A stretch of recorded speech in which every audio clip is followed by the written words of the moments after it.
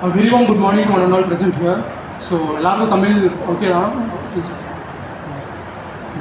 So, I would like to extend my gratitude for all of you for coming today.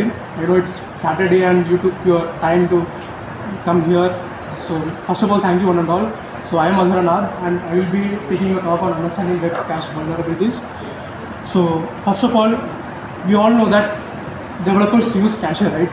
They use cache so that content could be rendered to the users quickly. So the goal of this talk would be to understand how when developers do small mistakes or when they do not implement proper controls, how this vulnerability could be exploited. And secondly, the main takeaway from this talk would be to have a basic understanding and you will be left with labs and resource articles so that you could explore more on this topic. You could expect to understand cache deception but less better. Since this will be a 30 to 45 minutes talk, you cannot expect to understand all the types of web cache deception vulnerabilities. But you could expect to understand how this vulnerability works. So that's the intro for this talk and what you could expect from this. So this slide explains what caching is. It gives a perfect analogy that instead of submitting our homework to our class teacher every single time they ask, we could give them a photocopy of their homework so that whenever they need to verify our records, they could verify. Since submitting a hard copy is an old tradition, we, the Gen Z kids, would submit our online scanned documents, right? So that our assignments gets verified online. So that's how cache works. For example, many of the static content on the website and some of the high reach media content such as videos, images, these cannot be rendered every time via three-way TCP handshake, you know, right? Sync ACK. It takes a lot of time.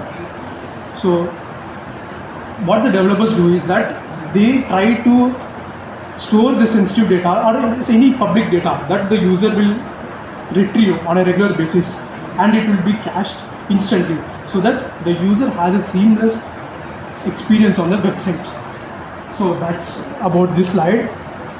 Now, if someone asks types of cache, one should be familiar, right? So this slide tells us what are different types of cache.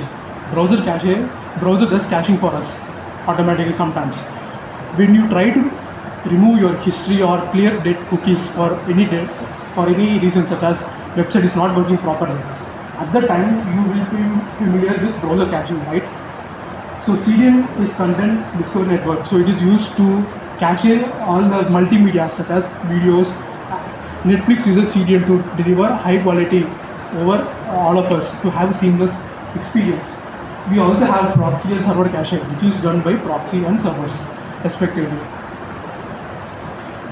Now, to understand how this caching works, we must understand the headers that are responsible for caching. So this slide shows us that the cache control, which is set for max, is 30, which means that caching of the content is possible. The cache control header tells us that caching is possible for dynamic content, and max age tells us that it is possible for 30 seconds only. This is mostly used to cache static sites such as JavaScript files and CSS so that user could get them instantly. We have cache Xcache header hit, which means that the cached content was served us from the cache, not from server. And if there is miss, it means that caching is possible but not for this content. So caching is possible, but we are fetching this resource from the server, not from the cache resource. That's the meaning of cache miss. So this header usually has a key and a value, which you can see in the bottom slide. And then moving on, this slide gives us a visual representation on various HTTP headers that is used for caching. The previous slide we saw about cache control and Xcache, right? So when we're talking about CDNs, there are a lot of CDNs from Cloudflare, Nginx, and every server has their own way of deploying CDNs, right? So this gives us a representation of what type of headers are used and what's their value, what's their mean and max value, some things like that. So it could be great as a reference value, but not in terms of remembering by heart. So in this talk we will be briefly touching the topic of webcast deception. As you can see, it was introduced by Omar, and he first found this vulnerability against PayPal. Now there are many types of webcast deception. In this topic we are strictly sticking to path confusion. We will be seeing how a legit path an attacker can confuse and trick into storing sensitive data that should not be cached by default. Now there are certain conditions for every exploit, right? For JavaScript to be executed by any pen tester, he must satisfy some criteria, right? For example, the input must not be sanitized. That's the basic criteria. For this vulnerability, the conditions are that caching must be possible. For example, whenever we are visiting a URL such as homepage, and whenever we try a non-existing path, such as accessing a CSS file that does not exist, usually websites show 404 error, saying that the content does not exist, right? But when caching is done properly, since the cached data is existing, it will show the cached version of this home page. It will not show the error. So that serves as the first condition for this exploit. And the second one is that the user has to be authenticated. The way that deception attack in web caching works is that if one user can access the cached data, it will be affecting all the users. So that's how the deception is worked, and it is one of the key differentiator between poisoning attacks. So in deception attack, if one cached content is served to one user, hello.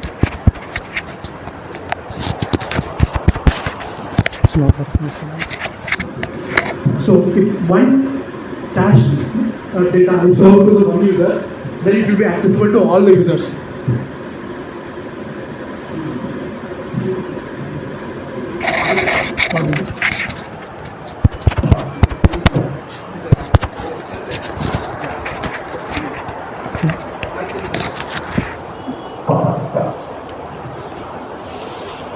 So whenever you are trying to pen test a website or any large asset, this slide gives us you a brief walkthrough on how you can test for webcast vulnerabilities. First of all, we will be trying to recon and find as many subdomains as possible.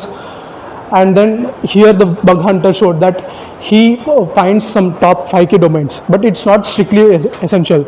You could try to stick to whatever websites that you are wanting to test on. Now this bug hunter, what he does is that he tests for cached CSS files, right? So we could also try for some other files such as JavaScript and HTML for any public content that is not cached. So in simple terms, to reiterate what I just said, we are using static files to see if it's cached by the web server, and then if the static files are cached by the server, then we are tricking the website to store private information to caching.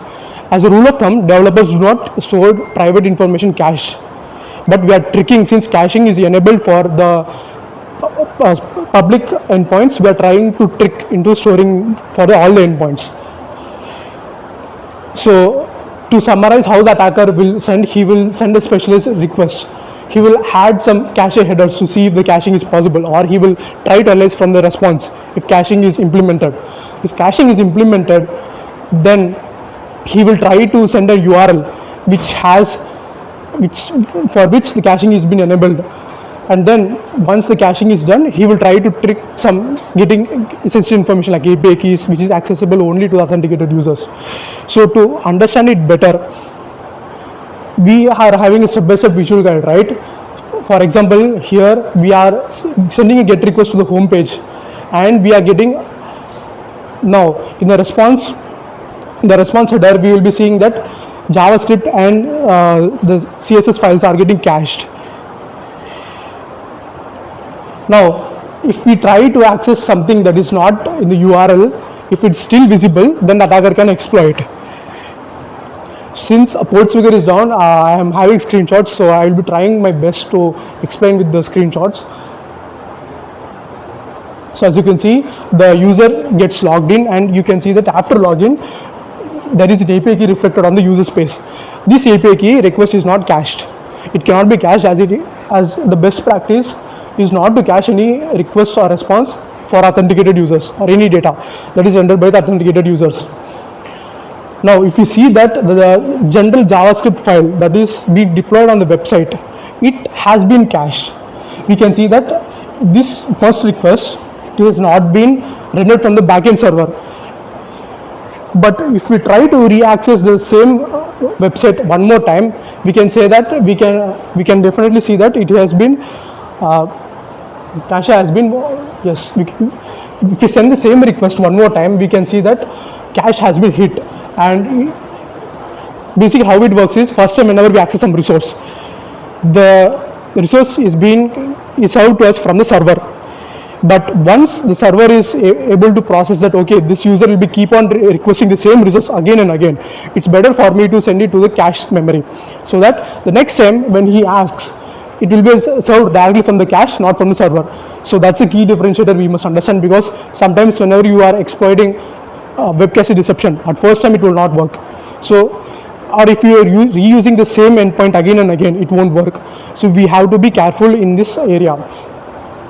So we are having our own exploit server, and in this exploit server we are trying to get the JavaScript file that is being cached. As you can see that now the same cache content is being hit here, and once the JavaScript file that does not exist is being cached, it will be served to all the users, and when it's being served to all the users, then through cache the API which you are supposed not to see, that gets visible to us. As you can see, the API key for the Carlos user is being visible.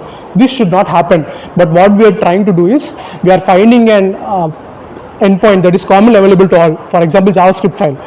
We are trying to cache deception, we are trying to serve the deceived cache to everyone. That way, when the user accesses the deceived cache within 30 seconds, as because you can see that the age is just 30 seconds for this cache in this lab. So when the user tries to access that cached content, his information is being leaked to the other server.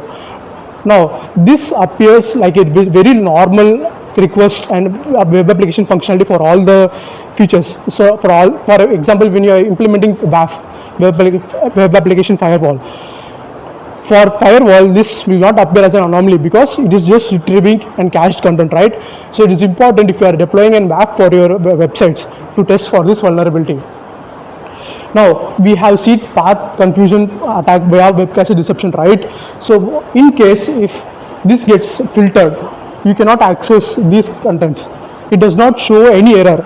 It also, but we are getting 200 response, which means that we are able to make requests, but we are not getting a response. So in that situations, we could apply some filters. So if we apply a new line, the first one //n, then the request will be forwarded as a new request, and there is a high possibility that server will be able to process it.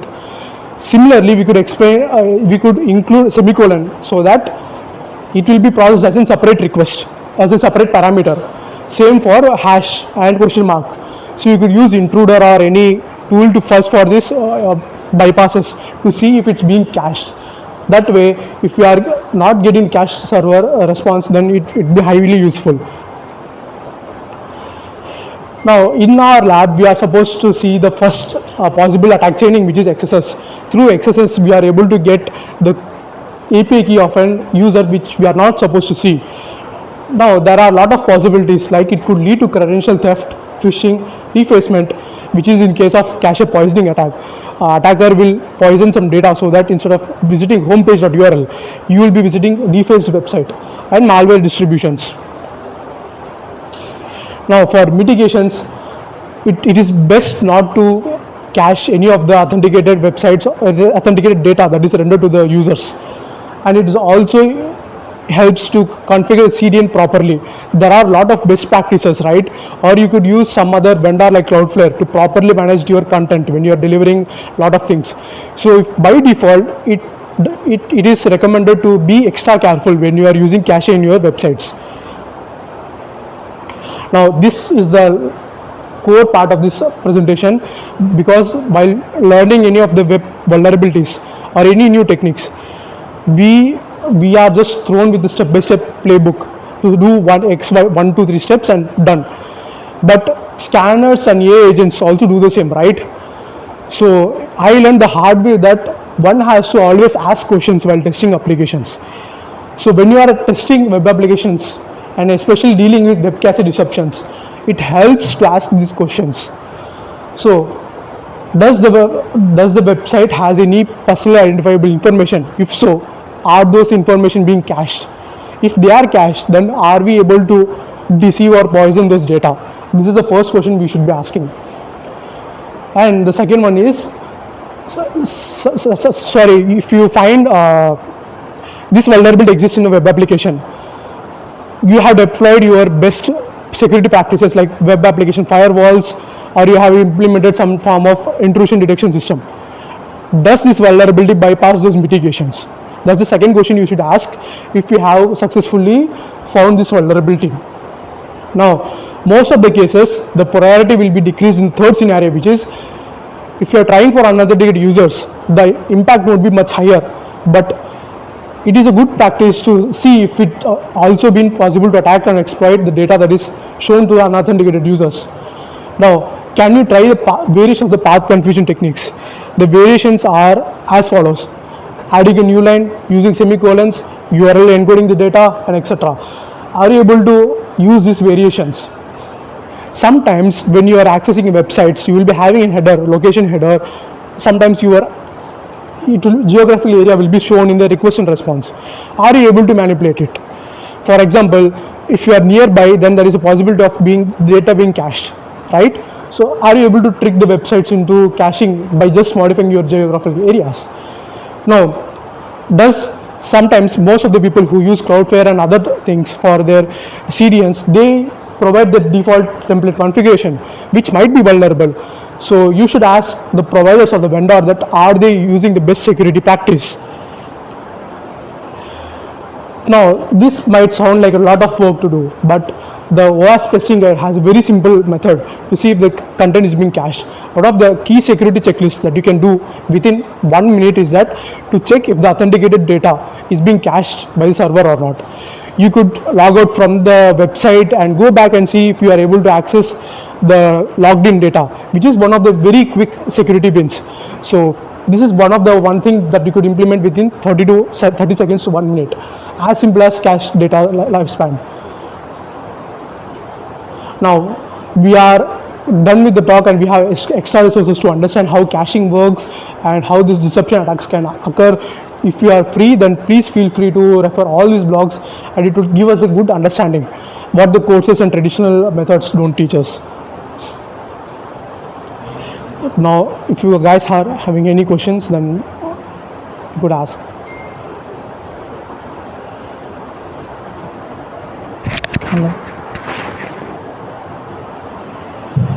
So thank you everyone for giving me the time and opportunity to present on this topic.